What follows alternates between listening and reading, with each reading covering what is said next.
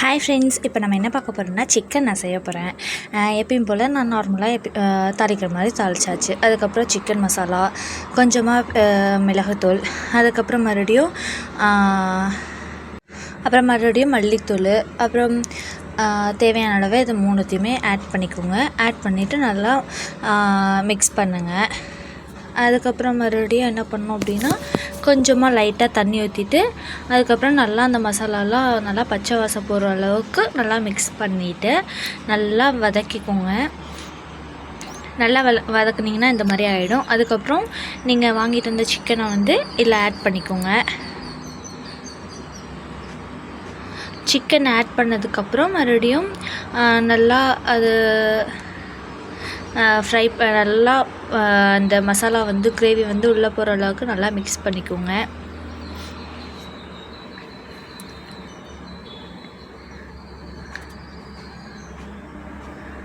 Mix பண்ணதுக்கப்புறம் என்ன பண்ணுறீங்க அப்படின்னா, இந்த மாதிரி நல்லா ஃபுல்லாக மிக்ஸ் பண்ணிக்கோங்க. அதுக்கப்புறம் மறுபடியும் இதை நல்லா சிக்கன் இப்போ பச்சையாக தானே இருக்கும், நீ தண்ணி அதுங்காட்டி தண்ணி கொஞ்சம் தேவையான அளவு தண்ணி ஊற்றி நல்லா அதை மூடி போட்டு நல்லா வேக வச்சுருங்க. ஒரு 10 மினிட்ஸ் ஒரு 5 மினிட்ஸ் வேக வச்சுக்கோங்க.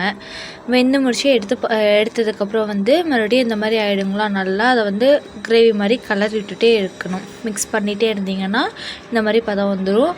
லைட்டாக இந்த சமயத்தில் உப்பு சேர்த்திக்கோங்க. அதுக்கப்புறம் நல்லா வதக்கி விட்டு இருந்தீங்கன்னா இப்படி ஆகிடும்.